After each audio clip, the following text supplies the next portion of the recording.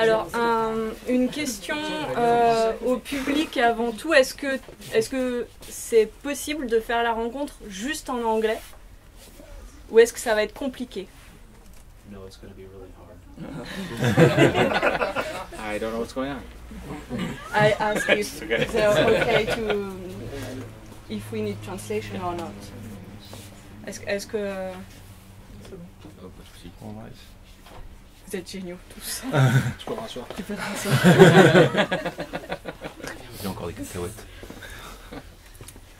Donc bonsoir à tous et à toutes. Bienvenue en Caribde. Jeff Van der Meer, welcome. We are very honored to receive you this evening in Caribde.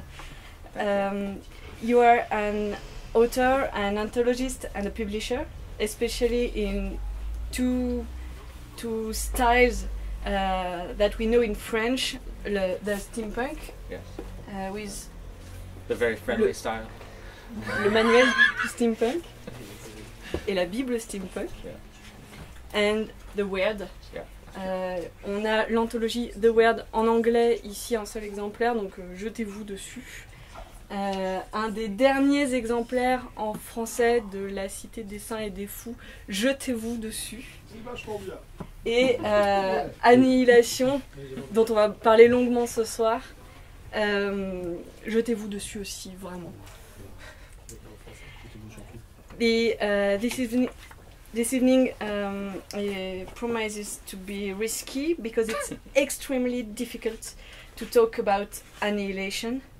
What I can say for sure it's that it's about a team of 4 scientists, a biologist, the narrator, an anthropologist, a surveyor, and a psychologist. And these 4 characters are sent to explore an area named the Area X. And it's the 12th 12th, yeah. expedition. Might be and- 12th. And even that is not sure. And it's more or less the only things which are sure in that book. And that there's a lighthouse. There is definitely a lighthouse. Yes, a lighthouse. And we are reading the first paragraphs of the book.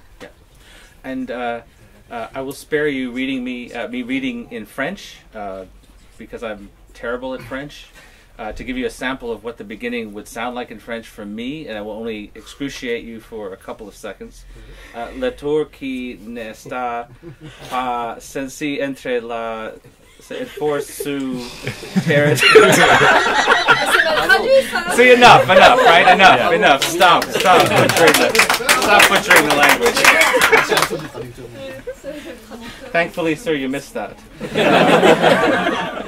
So, but I will read it in English, and just raise your hand in the back if you can't hear me. So, and because I'm getting old, I'll have to do it this way.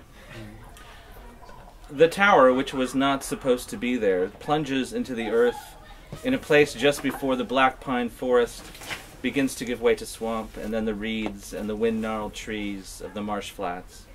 Beyond the marsh flats and the natural canals lies the ocean, and a little farther down the coast, a derelict lighthouse.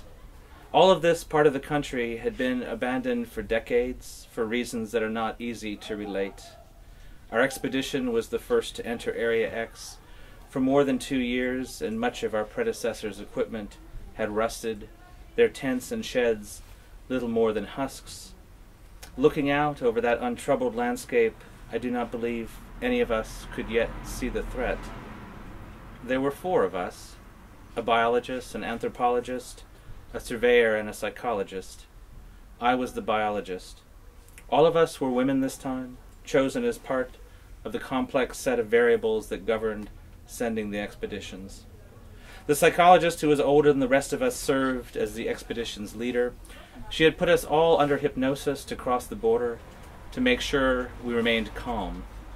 It took 4 days of hard hiking after crossing the border to reach the coast. Our mission was simple: to continue the government's investigation into the mysteries of Area X, slowly working our way out from base camp. The expedition could last days, months, or even years, depending on various conditions. We had supplies for 6 months and another 2 years' worth of supplies had already been stored at the base camp. We had also been assured that it was safe to live off the land if necessary. All of our foodstuffs were smoked or canned, or in packets. Our most outlandish equipment consisted of a measuring device that had been issued to each of us, which hung from a strap on our belts, a small rectangle of black metal with a glass-covered hole in the middle. If the hole glowed red, we had 30 minutes to remove ourselves to a safe space. We were not told what the device measured, or why we should be afraid should it glow red. After the first few hours, I had grown so used to it that I hadn't looked at it again. We had been forbidden watches and compasses. La tour, qui n'était pas censée être là, s'enfonce tout sous terre, tout près de l'endroit où la forêt de pins noirs commence à abandonner le terrain au marécage, puis aux marais avec leurs roseaux et leurs arbres rendus noueux par le vent. Derrière les marais et les canaux naturels se trouve l'océan et, un peu plus bas sur la côte, un phare abandonné. Toute cette région était désertée depuis des décennies, pour des raisons qui ne sont pas faciles à raconter. Notre expédition était la première à entrer dans la zone X depuis plus de 2 ans, et la majeure partie de l'équipement de nos prédécesseurs avait rouillé, leurs tentes et abris ne protégeant plus de grand-chose. En regardant ce paysage paisible, je ne pense pas qu'aucune d'entre nous ne voyait encore la menace. Nous étions 4, une biologiste, une anthropologue, une géomètre et une psychologue. J'étais la biologiste. Il n'y avait que des femmes, cette fois, choisies pour intégrer l'ensemble complexe de variables qui régissait l'envoi des expéditions. La psychologue, plus âgée, exerçait les fonctions de chef d'expédition. Elle nous avait toutes placées sous hypnose pour traverser la frontière afin d'être sûre que nous garderions notre calme. Il nous avait ensuite fallu 4 jours de difficile marche à pied pour atteindre le littoral. Notre mission était simple, poursuivre l'enquête gouvernementale sur les mystères de la zone X en progressant lentement à partir du camp de base. L'expédition pourrait durer plusieurs jours, mois ou même années, selon divers stimuli et conditions. Nous avions emporté 6 mois de vivres et 2 ans de provisions supplémentaires avaient été préalablement entreposés au camp de base. On nous avait aussi assuré que vivre de la terre, si nécessaire, ne nous ferait courir aucun danger. Toutes nos denrées alimentaires étaient fumées, en conserve ou en paquets. Notre équipement le plus saugrenu consistait en un appareil de mesure qui nous pendait par une lanière à la ceinture, un petit rectangle de métal noir avec au milieu un trou sous verre. Si celui-ci se mettait à luire en rouge, nous avions 30 minutes pour nous replier dans un endroit sûr.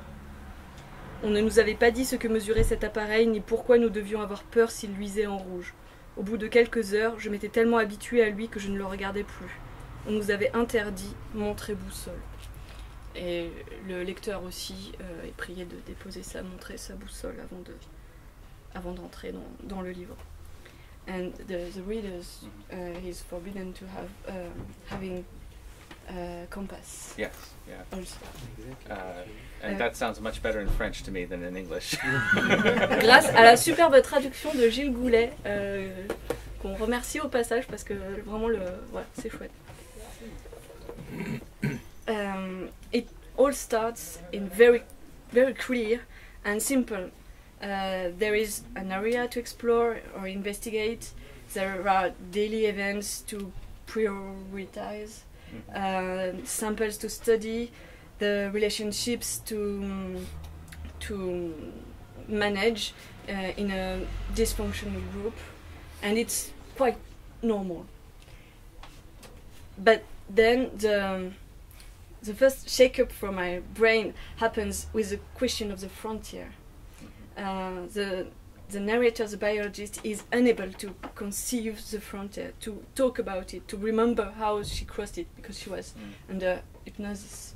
And what happened at this moment, and apparently something happened. And from that moment, it was over for me. I didn't know what was the Area X.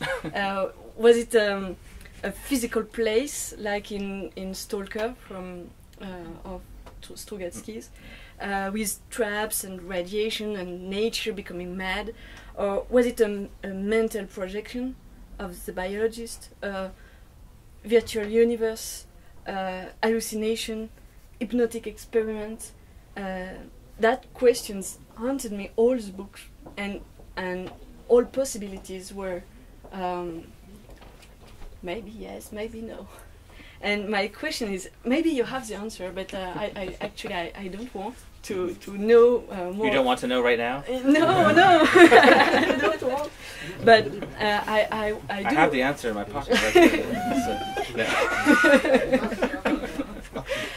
But what I do want to know is how you do that. How you do make all these possibilities coexist during all book long. I don't know.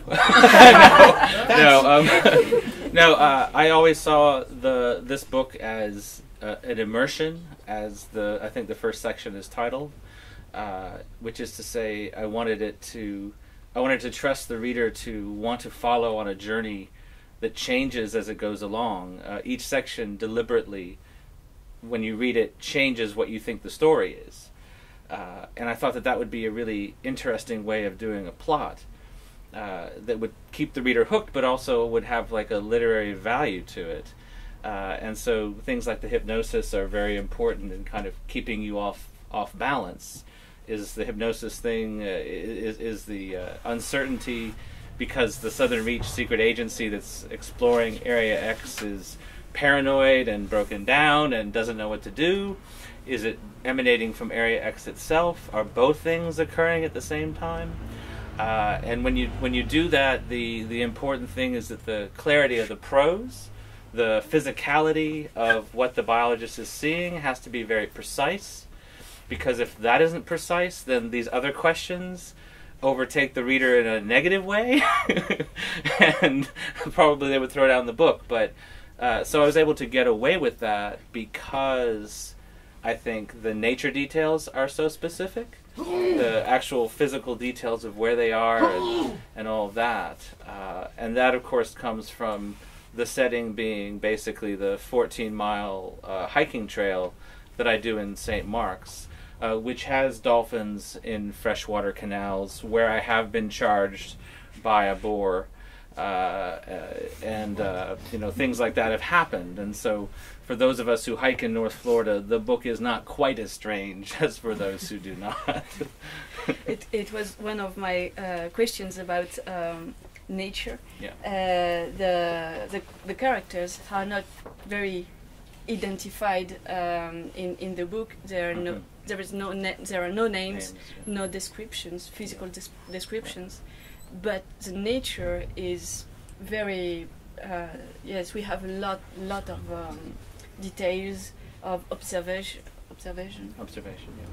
And I wondered if it was because of the perception of the biologist, which is fascinated by who is fascinated by nature more than people, and we are prisoner of her look on the reality.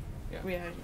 I think definitely. Is that your question? I'm sorry. And Yeah. Or if it was your own love for nature or this kind of landscapes. When you're lucky, you have a character who is different from you, but shares some of the things that you love.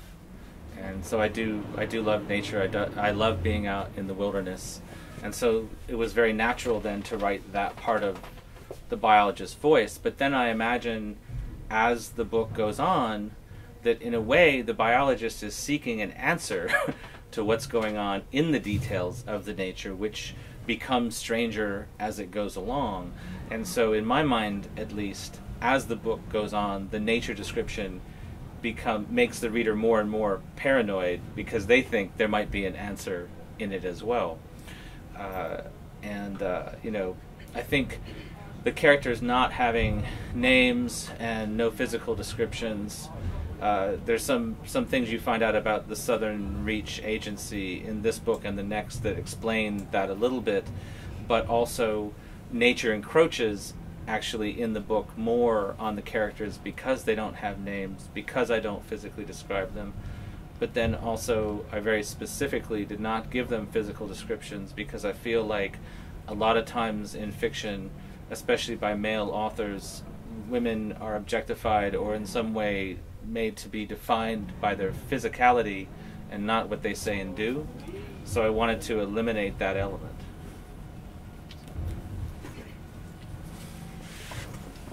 And about paranoia. Paranoia. As reader, I was prisoner of the biologist's point of view, and from the beginning, she proves that she's not a good witness. She's, despite her role of scientist, she's a researcher, an observer, but maybe she's manipulated. There are references about training, about hypnosis. Maybe she's mentally unstable, and the memories that we discover and more, maybe she's unstable, and maybe she's lying, because the text we have is her diary for the government, and she was not totally frank about her motivation to go to the area X. So maybe she's lying to the government, so to us too. Maybe, I can't say. And She would never lie. or something she doesn't tell. Doesn't tell us more, yeah. And there is something about this point of view that sounds about psychoanalysis, about meeting herself really, and there is a psychologist in the group, in the team, and the psychologist has a role of a guide, of a leader, and a mother presence a bit, and this is the role I feel a psychoanalyst can have. And the narrator she denies a lot of things, and especially about memories, about herself, about her couple, her husband, something we have by just little pieces of memories, of digressions, and she pushed it, but maybe it's a spoiler. But she. Tell me what you're going to say. It's not all a dream, I promise. It's But she finds a physical proof of presence of her husband at the time, and that physical presence for me is one clue that we can read that as a projection. The area can be a projection of her mind, something physical, an exploration of maybe a sick mind, or not sick but perturbed. And is it correct? There's a section of the book that I think is very key that talks about the map they've been given and how maps render things visible and invisible, and basically saying that a map is a political act. It's actually a very proactive act. Depending on the map you have, you know what the point of view of somebody is. And I think that the biologist has had time before creating her diary account, which she knows is going to be in a way public or read by someone, to organize the information in the way that she wants to. So she definitely is, I guess you could call it manipulative, but I would just say more that she is careful, that there are things that she wants you to know first and things that she wants you to know later. And so she's not your typical unreliable narrator. She's very reliable. It's just she's not going to tell you what you want to know right away. I think she herself at times feels like she may have been colonized by Area X and doubts her own senses, which is another reason I think why she is so much conveying the physicality of place to kind of anchor herself and reassure herself. I don't see her as delusional so much as I see her as being unable to really tell how Area X might be acting upon her, and also how the Southern Reach might have lied to her. So you can get to a place where you seem unreliable or you seem unstable, and it's not really your fault. Yes, it's not yes. really that it's something internal, it's something that is coming from the outside and making you behave that way. But I find throughout the 3 books, eventually, that she is one of the more reliable characters in the books. So, Okay. if that answers it all, I don't want to answer too much because I might give away spoilers. I mean, all 3 books, pretty much, if I read more than a page and a half, I would be giving something away. That's kind of the way they work. So, but it's not a dream. And Area X is real. Ish.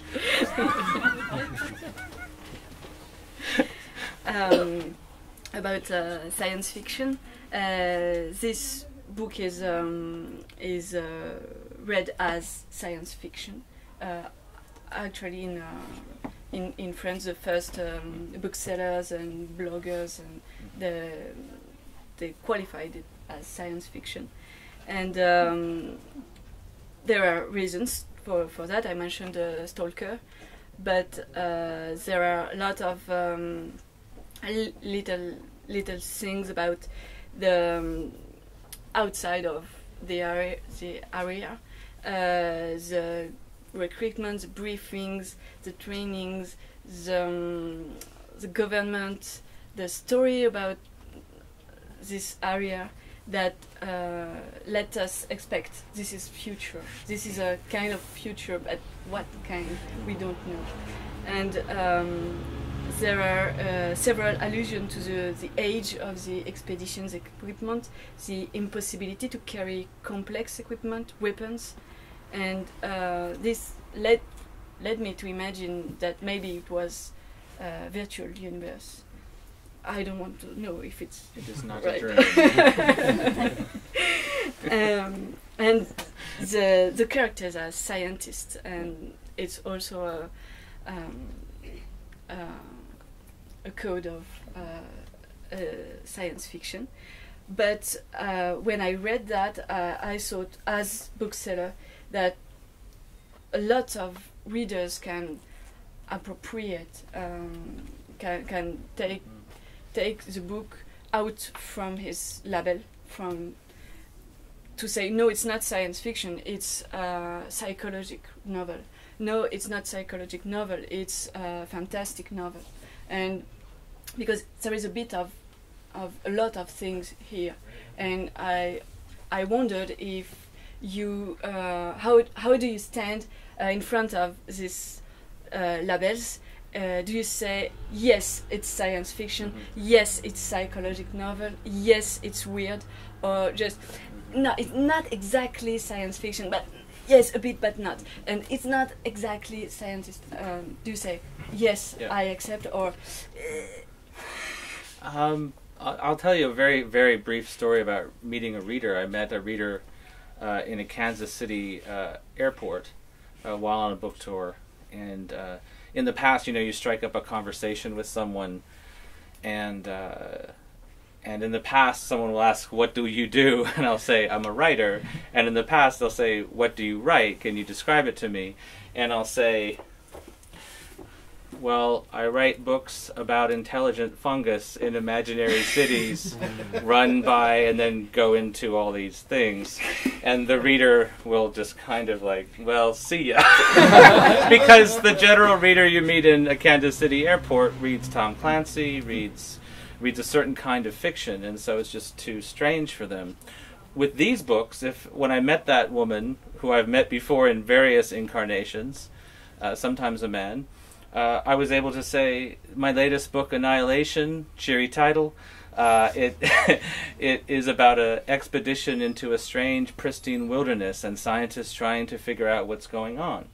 Well, that is something that reader can actually say, oh, that sounds like it might be interesting. Now, they might buy it and curse my name, but they may buy it and like it. And my point is that if I affix one label to these particular books, then I kind of close off an entry point for readers who might enjoy it. So it's not so much that I want to get away from the term science fiction, but that because the books, like you say, have so many different kind of elements working, that it's not very useful always to use the term science fiction. Also because I thought of these books as, on one level, ecological thrillers, on another level, science fiction novels that use the terminology and the tropes of the uncanny and the supernatural.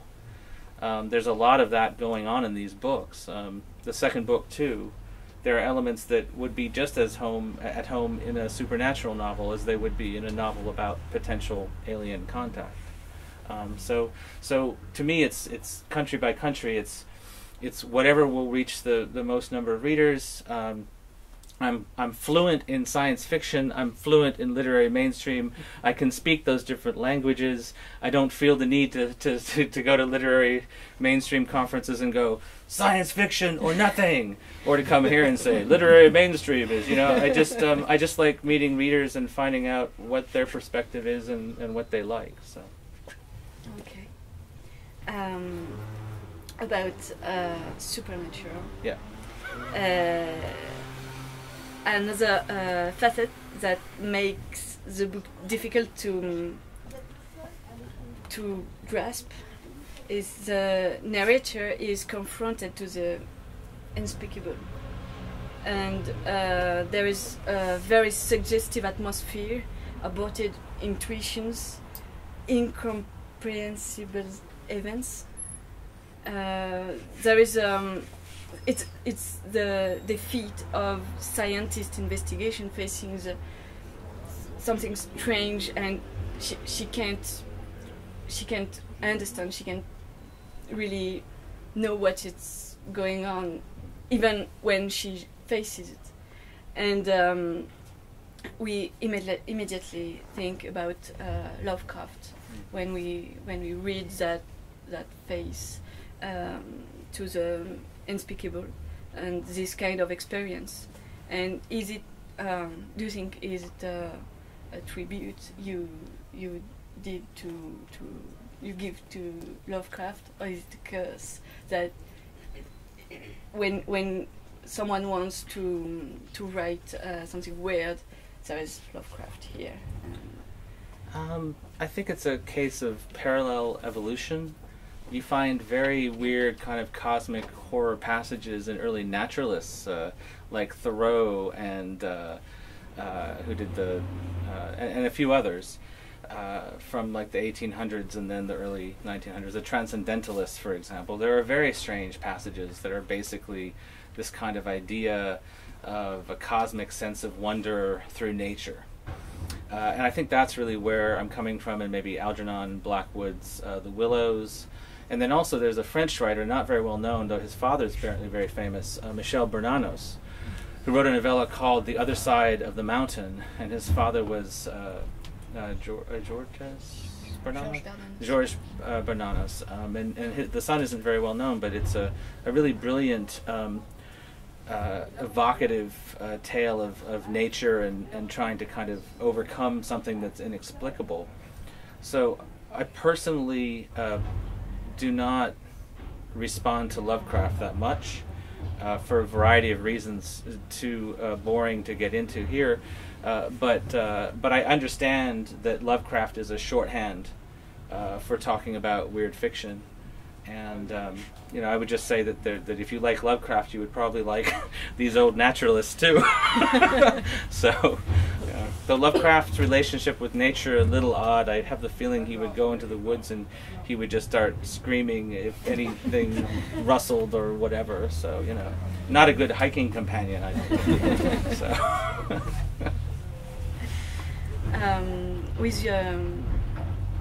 With your wife, Anne? Yes, who's in the back there.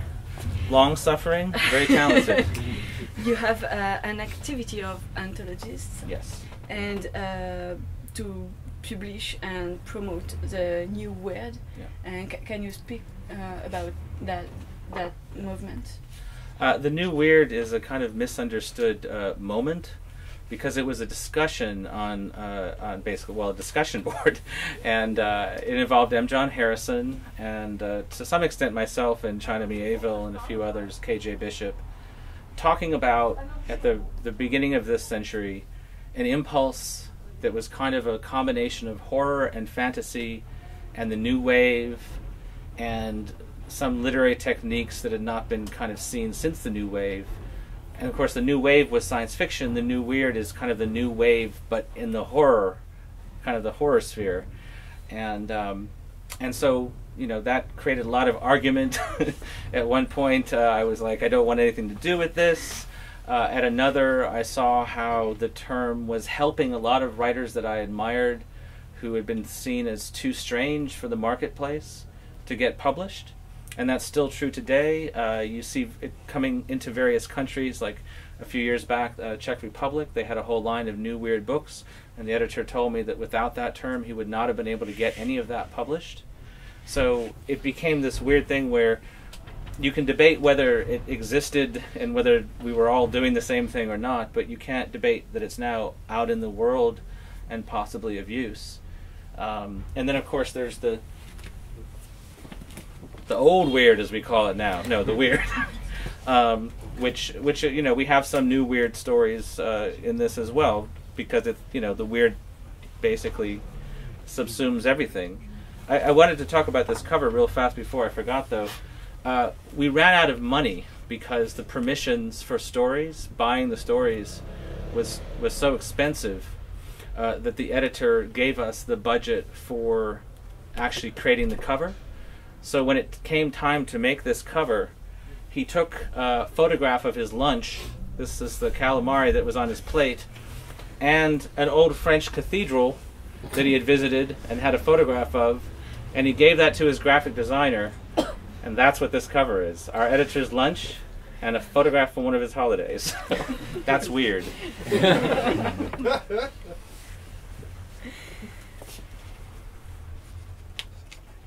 We nearly finished. Oh.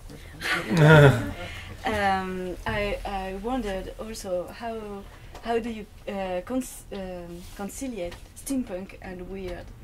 Because for me, steampunk is something with lots of codes, lots of visual reference, archetypes, and weird is the way to break the codes. And I don't know how it. Well, first of all, we don't keep them close to one another because the weird will start biting steampunk and all kinds of terrible things are coming. Well, I think that for us it was interesting to have the contrast, to map things that were working within a code and were kind of more traditionally science fiction, but across a wide variety of things. It was very fascinating to have looked at steampunk fiction, but then go to steampunk conventions when they first started having them, and realizing that no one at those conventions who did costuming or making or anything like that, they didn't know anything about the fiction, and vice versa. So in a strange way, these two books specifically, which were meant to document steampunk, wound up telling steampunks about steampunk. Because those communities did not really speak to one another. So there was kind of an intellectual curiosity about that. And then with the weird, it's basically the thing that we absolutely love, and that we're just as our, you know, that we're passionate about, and that kind of lives in our blood. So. Okay. And when you entered in the bookshop, you said you like Steve Erickson novels, yeah, and Laird Hunt novels. Yeah, and I do. They laugh because I love them. Yeah. And, do you want to say something about them, or? Well, Laird Hunt actually liked Annihilation quite a bit, which is how we came into contact. He was like, I think he may even have been here, but he was somewhere, and he kept tweeting about reading different parts of those books, and that's how I, you know, sometimes that's how it happens. Someone says something about your book, and you're like, well, let me check out their book and see if I like the fact that they like my book. and so I like his fiction. Steve Erickson I've known for a long time.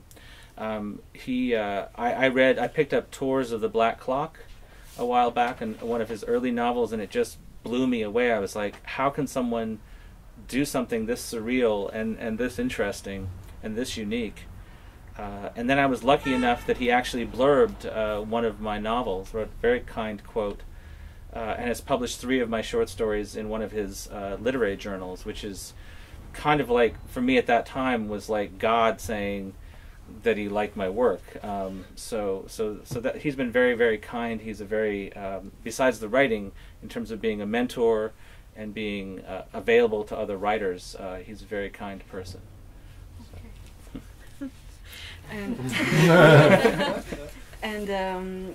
Est-ce que vous avez des questions à poser? Yeah. Is it a dream? Finally, well, are we? Is this it? Am I about to walk out the door? Can I? No, it's nice. I do have a question that's close to this, because you Is it a didn't bad really dream? answer. Do you have the answer to what's really going on in this book? I don't want to know If the I- answer, but I want to know if there is a If real I one. didn't, do you think I would say that? No. I don't know. I don't know. Yeah, I do actually have the answer, Okay. and there are answers in the 3rd book. Okay, that's just the first one. That's just the first. Okay. What I thought of with these 3 books is that each one should have a complete story arc. Okay. That you have the satisfaction of that, Yeah. even though the larger mystery continues. So you get answers by the 3rd book, but what I have found is there are some readers, because authority is very paranoid, that they are so made paranoid by the 2nd book that they don't accept some of the answers they find in the 3rd book. But more importantly, I really wanted to trust the readers on this series. I wanted them to take the pieces of what I give them and find the answer in it, because what I really hate in science fiction or mysteries or anything else is that the very end you have a scene where everyone gathers in the parlor and someone says, "Eureka, I figured it out." And in actual real life that doesn't usually happen. Maybe something happens by chance, and something else happens, but even in the scientific world that doesn't happen. So I wanted it to be more realistic, and what happens when you aren't realistic about that is you deform your own characters. You make your characters say and do things that are not natural. So there is a little work for the reader, but there are definitely answers in the 3rd book, and hopefully good answers. I bring the monsters in the 3rd book a little bit, so you'll have that too. Have you thought about returning to it after the 3rd? Yes, if you ever see me return to Area X, get a baseball bat and beat the living crap out of me, because it will mean that I've sold out. The whole story is actually there. I do have one novella that I'm working on, which involves one of the minor characters in the 3rd book, and maybe provides a few more answers. But it's just interesting to me to follow that character this one more time. But I can't see. I don't think I'll write in it again. It's pretty complete. What happens? So. Yes. A question about the fact that it seems to be so conceptual and playing with ambiguity so much that when you're actually in the process of writing that, do you follow the concept, or do you really stick to the characters and then take away some of the information that will give it too much clarity? That's a really great question. It's actually the latter, because there's a certain amount of inconsistency of character that you have to strip out, because it begins to seem like a red herring, and the same thing with certain clues. So I very carefully, with my editor in the US on Annihilation, went through and we discussed what things seemed to him to be relevant, even if mysterious, and which things seemed to maybe be misleading. And so I did take some things out in the final drafts that were just making it too surreal. They were destabilizing the reader. They're making things too paranoid, and they also weren't things that the biologists would have thought or felt or recorded. So I had to be very careful with that. And you'll see the difference in the 2nd book. In the 2nd book, the main character is basically a bureaucrat and a spy, has no interest in nature whatsoever. Has very much an interest in human systems and things like that, and so the style has to be very different, and the approach is very different. But that's a very good question. I did have to work very hard on that to make sure it was working. There's got to be something else. Yeah? No? Huh? You?